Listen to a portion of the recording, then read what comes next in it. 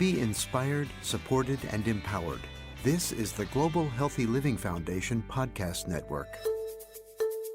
Welcome to The Health Advocates, a podcast that breaks down major health news of the week to help you make sense of it all. I'm Zoe Rothblatt, Director of Community Outreach at GHLF, and we have a special episode for you today, and I'm passing the mic to my colleague Eric Stone, who'll be hosting this episode. Hey, Eric. Thanks, Zoe. Welcome to the first episode of our advocacy training series, where we explore how you can get started on your own journey with patient advocacy and learn from the stories of other experienced patient advocates. My name is Eric Stone, and I am the Global Healthy Living Foundation's Associate Director of Learning Experience Design. I'm so excited to be co-hosting this webinar today with Kendall Griffey from the Obesity Action Coalition. Hi, thank you for the introduction, Eric. I'm Kendall, Communications Manager with the Obesity Action Coalition. OAC is a national nonprofit organization dedicated to improving the lives of individuals affected by the disease of obesity through education, advocacy, and support.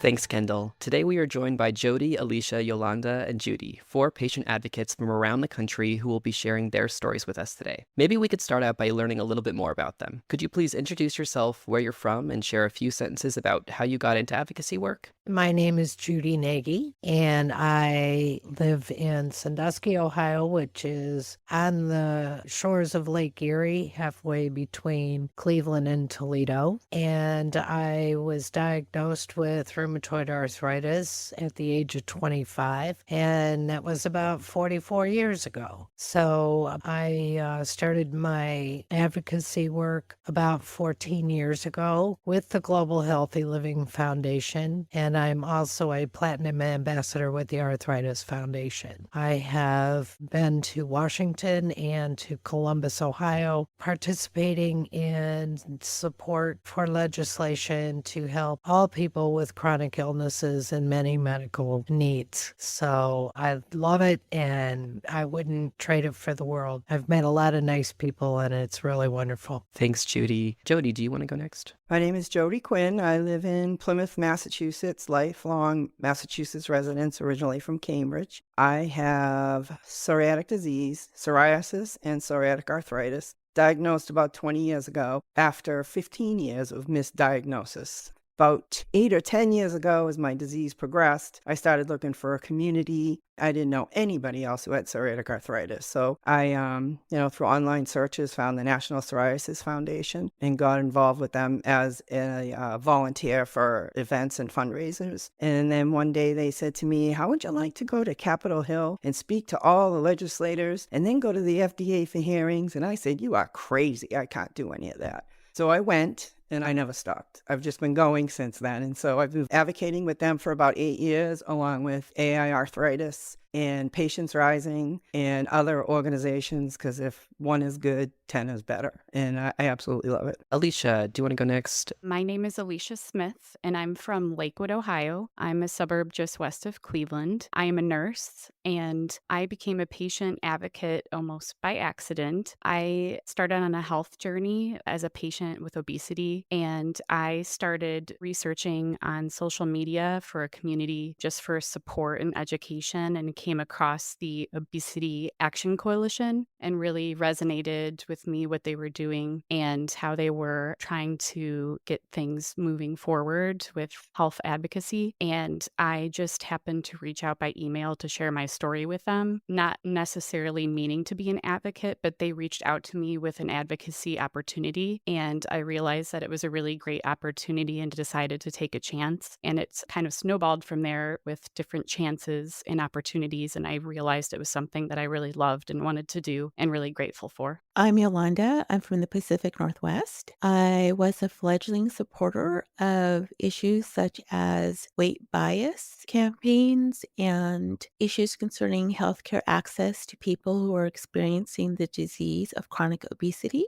I jumped into the arena because I myself experienced the disease of chronic obesity. I was afraid to jump in because I listened to the false narrative of what I was and was not capable of achieving. And I let that keep me back. But then I did finally emerge as a patient advocate with a story to share, and my voice amplified. And the reason I was able to do that, because I was able to get involved with an organization called Obesity Action Coalition. And they were the ones to help me learn how to use my voice and to share my story in order to assist people who are experiencing the same thing that I was, the disease of chronic obesity. And with sharing my story and using my voice, I hope to change the outcome for people who are experiencing that and advocate for them and for myself at the same time by doing that. Thank you, Yolanda. I will pass it over to Kendall to introduce our first discussion topic today. Thank you, Eric. So let's dive right into getting started with advocacy. What first steps should someone interested in doing patient advocacy work take to get started?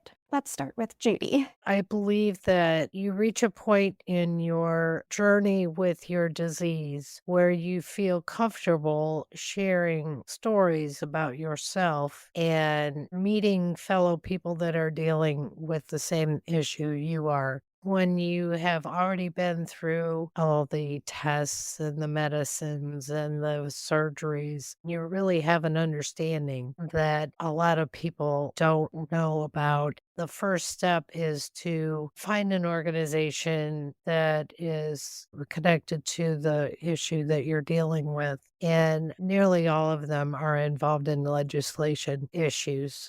I have worked with 2 organizations, and both times when I went to Washington and when I went to Columbus, Ohio, we were joined by 59 other organizations who were all in support of the same issue that we were. So it takes a village to get things done. And when we work together, we can make life easier and a little bit better. I mean, we can't take away the pain and we can't take away the mental stress of living with a chronic illness, but working together, we can make great things happen. Thank you, Judy. Now let's pass it to Jody. I agree with Judy. Finding a nonprofit or a patient group, they're out there for whether it be arthritis or obesity or Crohn's or diabetes, MS, pretty much any medical condition, they have a nonprofit or a group, and they all have advocacy groups within them that will provide training and access. Another option is even if you ask at your doctor's office and you say, gee, I'd like to get involved with it. Sometimes they have good suggestions. And one day, just when I was up at the State House in Boston, waiting to speak to the member, I was talking to the staff there and I said, what do other people do? And they came out with some great suggestions of things for me to do that I never would have thought of and even have heard of with these other groups. So that's another option. Or hospitals have advocacy groups too that you can join.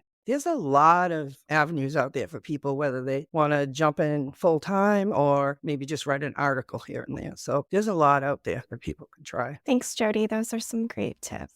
Alicia, what are your thoughts? I have a couple suggestions. I would say the first step is just having a passion for it. I think a big part of it is just being very just genuine and passionate about the topic. I think people will really see and connect to that. And then using that passion, and I think social media can really be a good tool to kind of find your community and find organizations that may be out there that inspire you and that you connect with, that you kind of share in their mission that you'd like to join. And then you can look on their website, and usually that organization has a advocacy page. Advocates are really needed, so usually they have an advocacy page on there with contact information. And if they don't, you can use like their contact form or an email on a contact page and just email. At the time, I didn't know what an advocacy page was, so I just used an email. So really, any way, and someone will most likely get connected to you. Thank you, Alicia. Now I'll pass it to Yolanda. I agree with Alicia. Having a passion and a purpose driven behind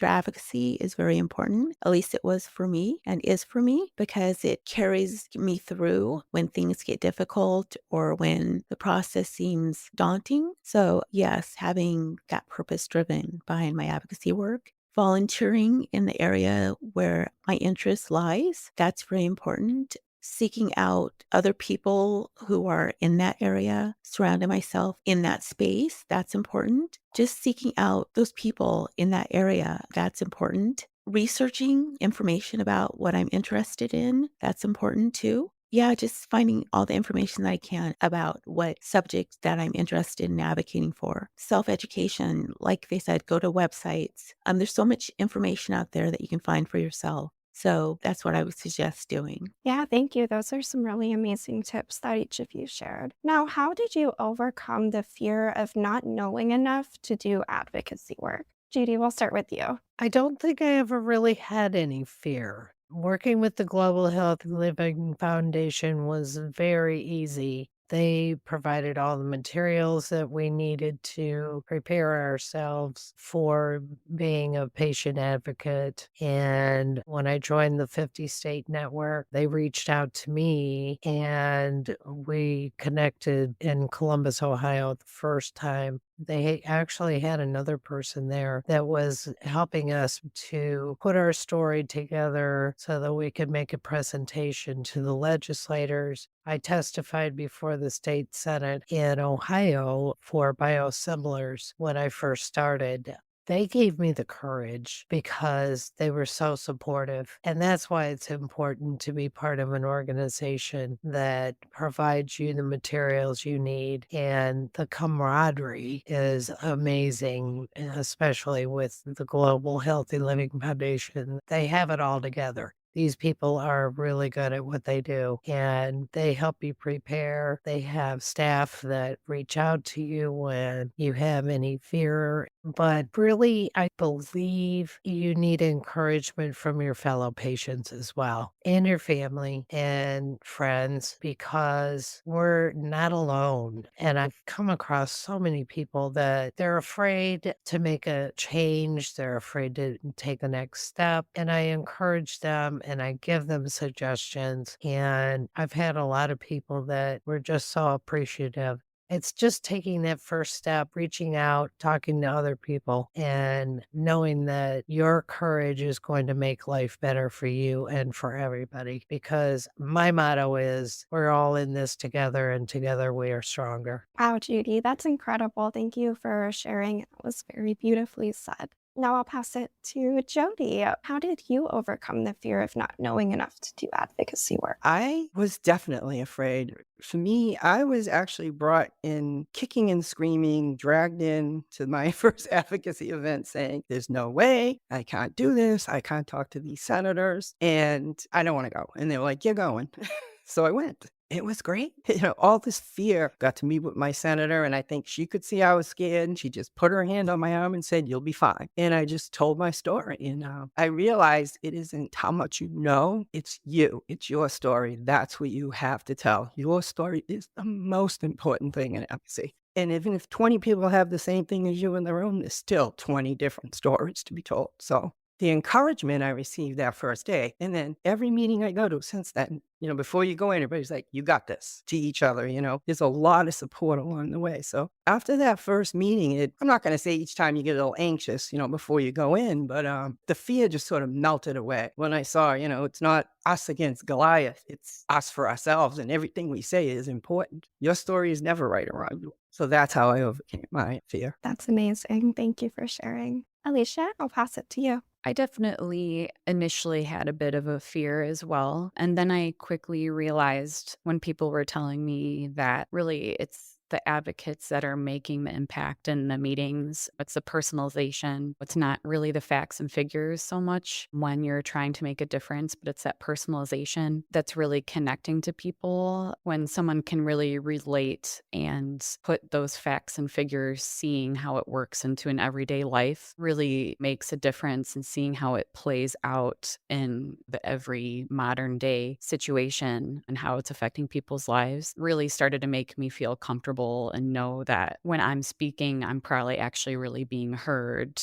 It's not just someone twiddling their thumb at a PowerPoint presentation. So that really helped make me feel comfortable and made me feel like I was actually making a difference. Definitely. Thank you. Yolanda, what about you? I came from a place when I first started of imposter syndrome. I believe that my story didn't matter. How could I make a difference? To being surrounded by advocates. My experience with advocates is that they're the best hype people ever. They lifted me up. They supported me. They helped me, like I said, find my voice and helped me instill in me that I mattered. My story mattered. my story could help change and make a difference. So yeah, it's who you surround yourself with, and you'll find your inner story is important and that you can too make a difference. So that's how I dealt with my imposter syndrome and my feelings that I didn't matter or my story didn't matter. So it was a rough start, but I increased my belief in myself, and the things I'm doing now, or being on this panel, wouldn't be possible if without starting my advocacy work. So it's a good path to start, and just take the baby steps. The possibilities are endless. You don't know where you're going to end up, but it will be a good start and a good place, I promise. Thank you so much, everyone, for sharing your answers to that.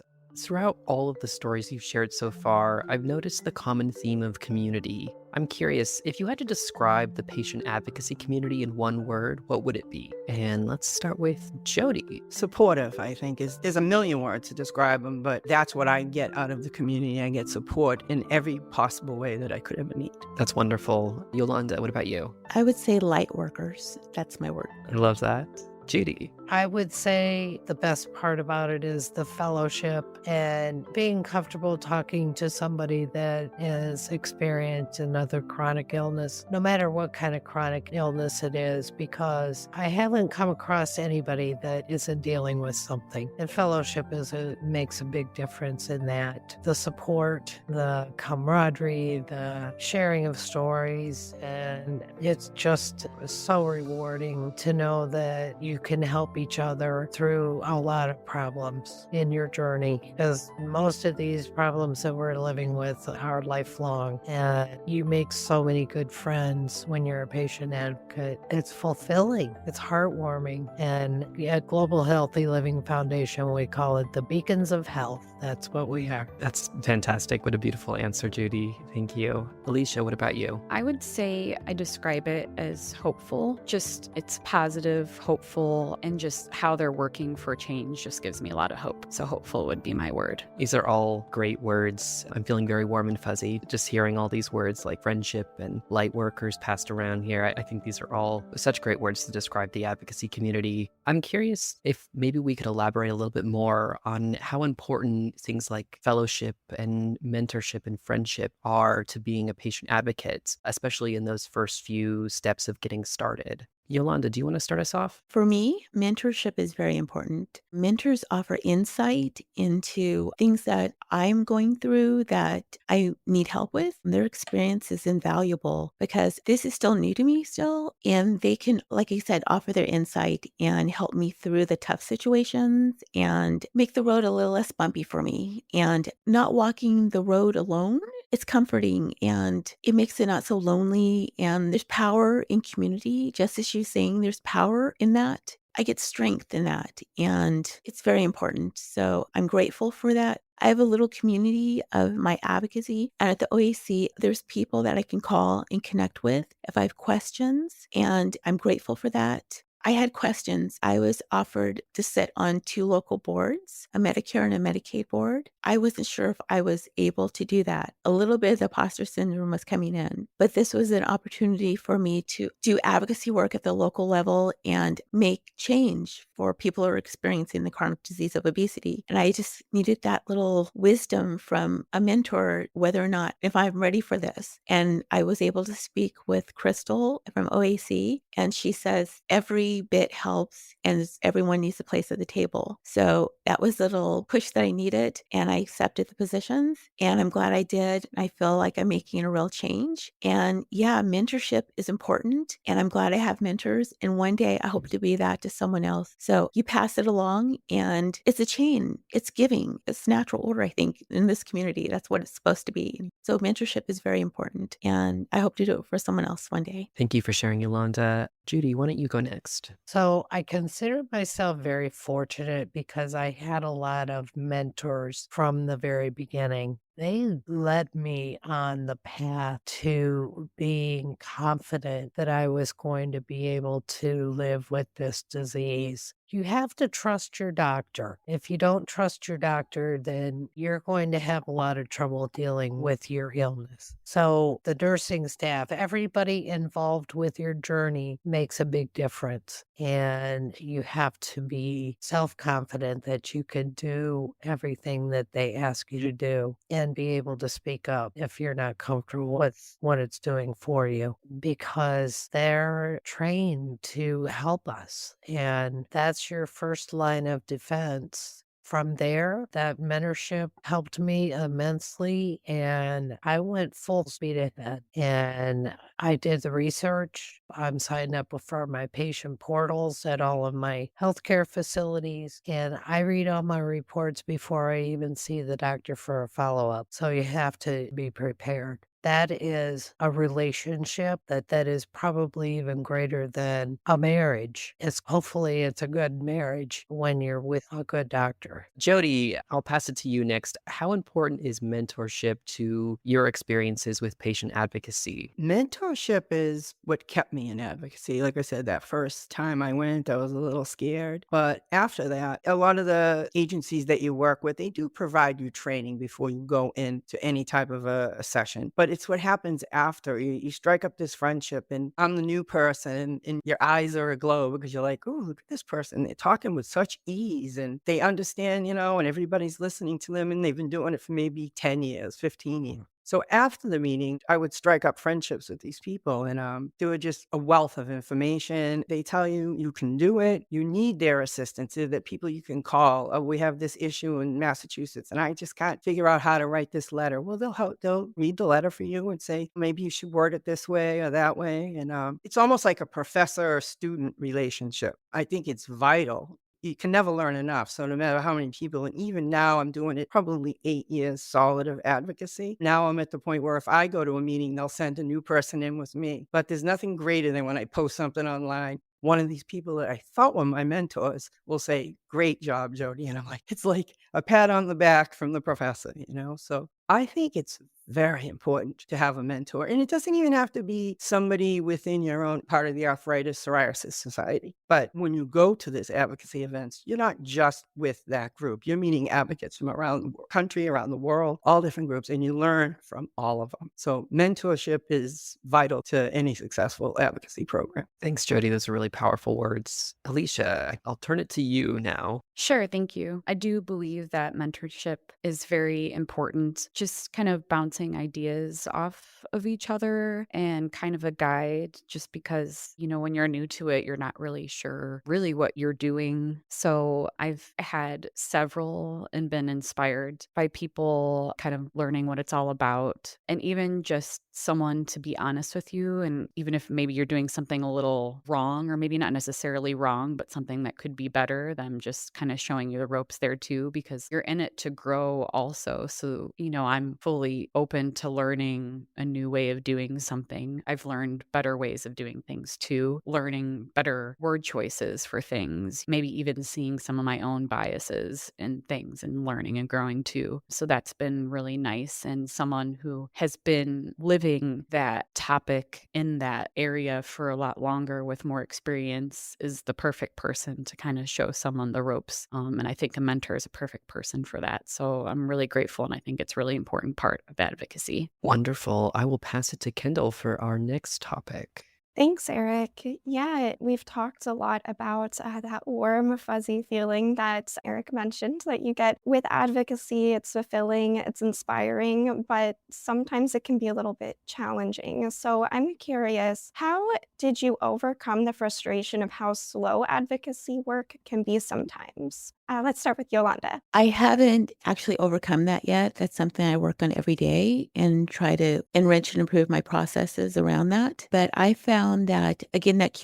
advocacy community is the foundation of everything. And being able to refer back to people who have been doing this and who have done it and know the process, and that is so valuable and important. So I refer back to my advocacy community. They help me get through those times when I think, what is the point? Or am I really making any progress? Am I really helping? So sticking with that community, referring back to that is important for me to continue this work. Thanks, Yolanda. That was very beautifully put. And I love the idea of a reframing rather than overcoming, as a means to an end. So let's pass it to Alicia. Alicia, how do you overcome any frustrations that might come with advocacy work? I just try to focus on the positive and just look at the silver lining and just remind myself of what went well and not get frustrated with what didn't and just make adjustments and shifts and just keep going. But yeah, I'm just definitely stay motivated, positive, and know that good things take time and patience. Thank you for that. Jody, what about you? When I first started advocacy, maybe the first year or so, I was naive enough to think I was going to go in, ask for something, they're going to say yes, and that was it, and the bill was going to be paid and we're done. And I started to get frustrated. And then in the Commonwealth of Massachusetts, they have this program called Citizens Legislative Seminar. And my senator said to me, I think you should go to this. You have to be referred by your state senator.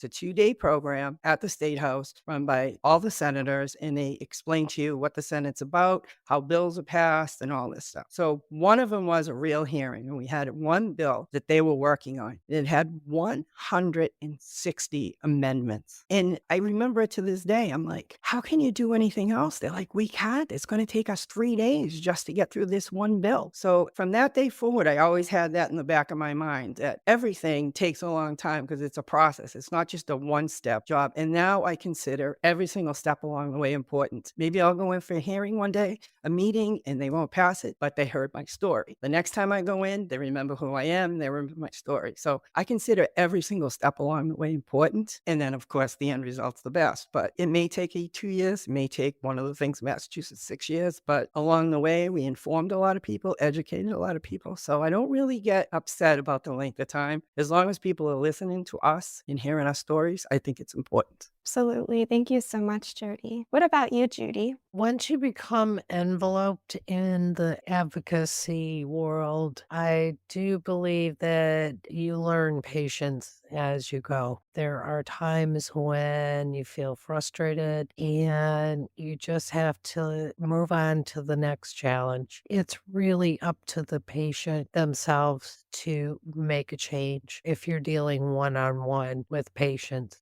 Legislation, as we all know, that takes forever. And I can tell you that when I went with the Global Healthy Living Foundation to support the bill for biosimilars in Ohio, that was about 12 years ago. And to this day, biosimilars are still not available in Ohio. What they had told us was the bill passed and it was signed by the governor. But then months later, we heard that it was held up because the state medical board had to put everything together, the parameters for coding and billing and pricing. And we thought, okay, that'll take a while. So months go by, and the next reason they had was that now we have drug companies that are challenging each other over who's going to have distribution rights in the state. And I wanted to be one of the first to get the biosimilars when they were available. They're still not available. So years and years and years can go by before something good happens.